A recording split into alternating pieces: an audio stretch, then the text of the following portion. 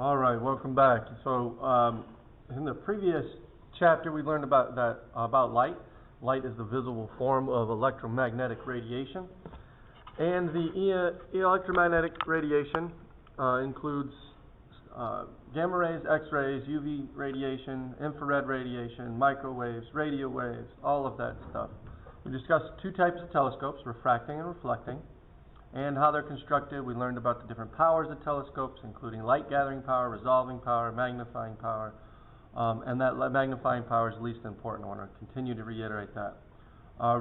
Recall that Earth-based telescopes are at a certain disadvantage because of light pollution, atmospheric turbulence, stuff like that.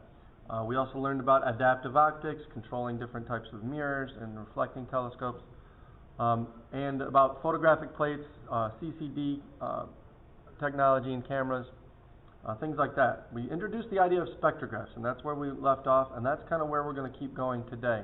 In this chapter, we're going to really learn about how astronomers are why they're so interested in gathering and analyzing spectra of celestial objects.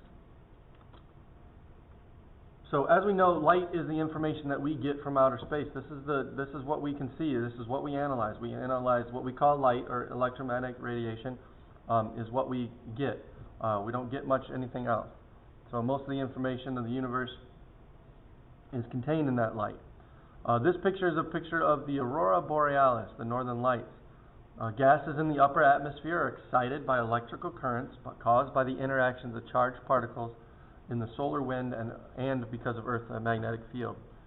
In the early 19th century, a German optician, Joseph von Fraunhofer, studied the light of the sun, passing it through a spectrum, found more than 600 dark lines where colors were missing. So, passing it through a spectrum, found a bunch of dark lines where colors were missing.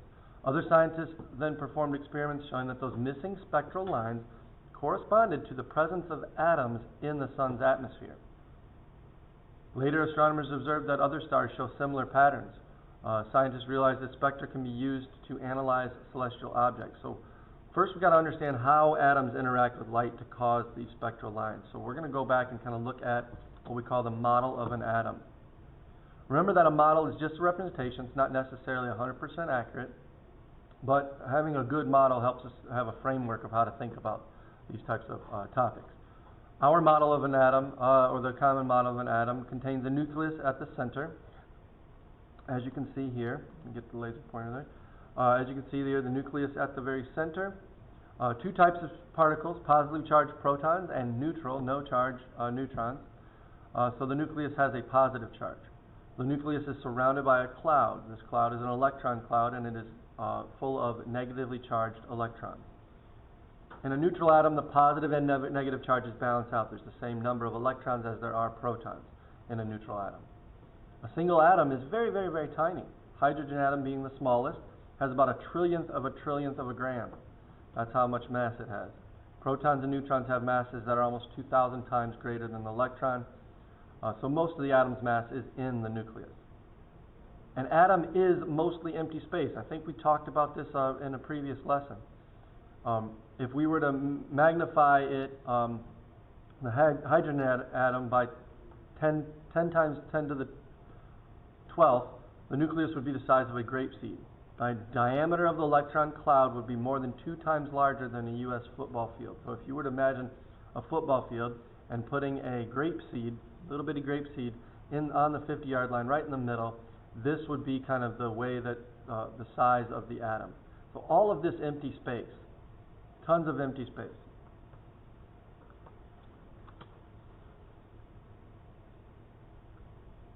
So it begs the question, is matter really solid? Is matter really solid? If you think about this question, no, it's not. No matter is comprised of atoms, and we saw that atoms are mostly empty space. So therefore, even solid objects, like a tabletop, are empty space. And they don't seem that way. In our interaction of it, we know things are solid, we know what things are liquid, we know what things are gas. There's gases in the air, and I can move through those fairly easily. Matter, though, feels pretty solid, but as we just saw, most of atoms are completely empty. So we're going to take a look at the periodic table for a moment here. Let me slide my picture out of the way if I can. There we go. I guess that's as far over in the corner as I can get it. Anyway, there's over 100 chemical elements on this periodic table. The number of protons in the nucleus determines which element it is. Carbon, for example, has 6 protons. An atom of a given element always has the same number of protons, but the number of neutrons can vary. Atoms that are the same element but have different numbers of neutrons are called isotopes. Carbon has 2 stable isotopes. That's carbon-12, has 6 and 6. 6 protons, 6 neutrons, and carbon-13, which has 6 protons. That's what makes it carbon, and then it has an extra neutron, so 7 neutrons. Number of electrons in an atom can vary as well. Electrons are loosely held by the atom, and the atom gaining or losing electrons, we call those ions, or we say it's been ionized. That's going to be a very key important point for us. Atoms can form bonds with each other. When they collide, they exchange or share electrons. 2 or more atoms bonded together form a molecule. These are some of the basic things about chemistry that maybe you've learned in physical science, maybe in middle school, or if you've taken chemistry, I'm sure you've got a solid background in this. The temperature, of most stars, however, are too high for most of these molecules to form, period, because the collisions are too violent. They're not stable. They won't stay together. The temperature is too high. Things are moving too quickly. But in cool stars, some molecules can start to maybe form. We've seen evidence of that. Molecules can also form in cool gas clouds in space and in the atmosphere of planets. So stars tend to be too hot for molecules to form, and even for certain atoms to even exist. We'll talk about that soon. Okay. Electrons are an electron orbit. So you see this graphic here shows a couple of different atoms. Electrons are bound to the atom. They are attracted to the positive nucleus. Opposite charges attract. This is called what we call the Coulomb force. It holds that atom together. Holds those electrons in orbit. What we want to talk about is the energy levels of those electrons. It takes a certain amount of energy to remove an electron from an atom, and this is what we call the electron's binding energy. The size of the electron's orbit is related to the energy that binds it to the atom. An electron that orbits close to the nucleus is more difficult to remove than one that's further away. That should kind of make sense to you. Nature allows atoms only certain amounts of binding energy. This is called quanta. This is where we get in quantum mechanics or quantum physics, or those types of terms that you may have heard before. So the electrons in atoms can only have orbits of certain sizes, and they are called permitted orbits. Think of like steps, maybe in a staircase. You stand on step 1 or step 2, but you can't stand in between. This is what we call quantized. So you can only be on the first step, or on the second step, or third step. You can't be in between steps. So those energy levels, or that binding energy, is quantized. It's specific levels. The arrangement of the allowed orbits depends on the charge of the nucleus, which depends on the number of protons. So each chemical element has its own pattern of orbits. And then this is where we get the laws, or this is what kind of leads us into the laws of quantum mechanics that describe how these atoms behave. And you see hydrogen, helium, and boron here on the slide, just to give you an example of the different numbers of and space between the different energy levels. So begs the question, kind of, how do we know? How do we know that this exists? Well, this photo is showing a glowing neon sign. You may have seen those before. The world we see, including these signs, is animated by the properties of these atoms and subatomic particles. How can we understand nature if it depends on an atomic world that we can't see? That's kind of the question, or that's a question that we get a lot. Scientists can apply these principles of cause and effect. So they see something that is an effect, and you look for the cause. And the quest for these causes leads us to understand this invisible world of atoms. Quantum mechanics, however, is a set of rules that describe how atoms and subatomic particles behave, because they don't exactly behave perfectly to what we call Newtonian mechanics, which is, Isaac Newton and the stuff you would learn in physics class in like the beginning, or physical science in middle school. One of the principles that it says you cannot simultaneously know the exact location and the motion of a particle. That's why scientists prefer to think of electrons as if each were in a cloud of negative charge instead of particles following orbits or like being in the same spot. Because you can't know where it's at and also know its motion. So how can we know how a subatomic particle will react when it collides into something? If we can't know its position, we can't know its motion exactness, we can't know how it's going to react when it collides into something. This seems to violate this cause and effect principle. Many of the phenomena that we see depend on a behavior of huge number of atoms, and quantum uncertainties average out. So it's a probabilistic thing. All right, it's not always a set in stone cause and effect situation because of this idea we can't know its position and motion at the same time. So modern physicists are still struggling to understand this, trying to understand the nature of particles that make up the atoms. It's really one of the most exciting frontiers. I have a friend who has been studying particle physics for quite some time, and she is getting really deep into it and really furthering that, working toward her doctorate. Has been for several years now. It's definitely a tough field to get into, but super exciting because it is new stuff. It is the frontier of science, of that part of science. So what can we use this for, or what do we need to be concerned about? What do we need to learn about this? Well, we need to learn some of the basics. We need to know that each electron orbit in an atom represents a specific amount of binding energy. So we often refer to the orbits as energy levels. Lowest energy level being the smallest orbit, and we call it the atom's ground state, as you can see with this orbit here. I'm going to actually move my picture up a little bit on this slide. And I thought I had the laser pointer out. Or maybe not. Let's try it again. And there we go. All right, so that first ground state, excited atom is when the atom's electrons move to a higher energy level. An electron can move from one energy level to a higher energy level only if the right amount of energy, that very specific, remember that like the steps in the staircase, that very specific energy is supplied to the atom.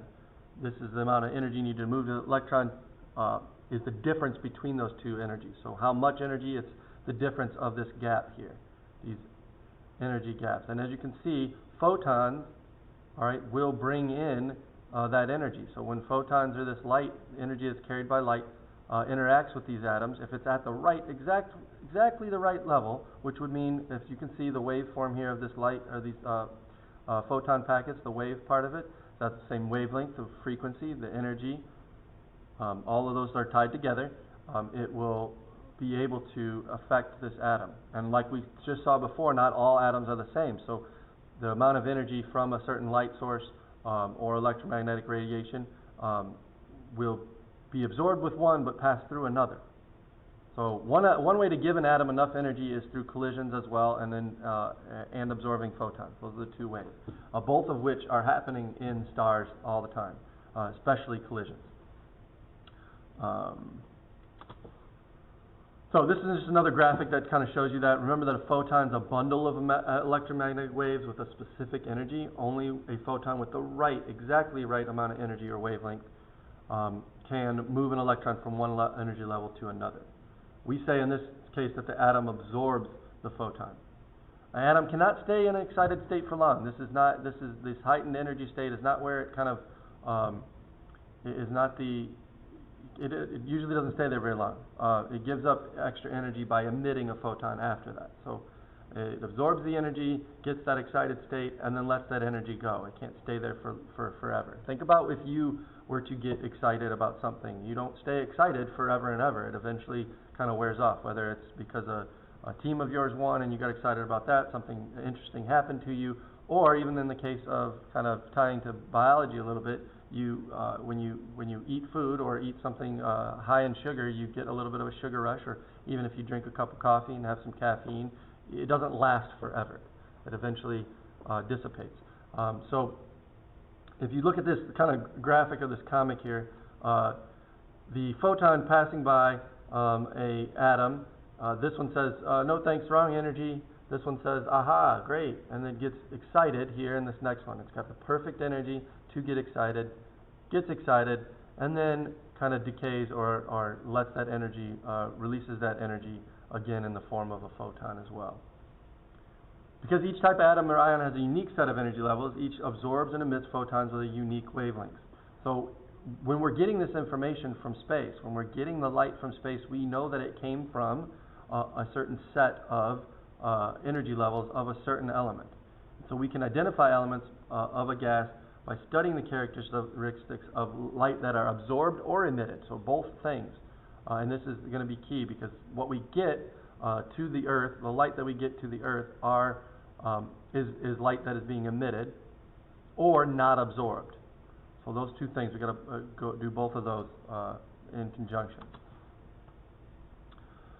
A neon sign, we just talked about those a minute ago. It glows when atoms in the neon gas tube are excited by electricity flowing through it. It's the same way a lot of different lights work if they're not incandescent,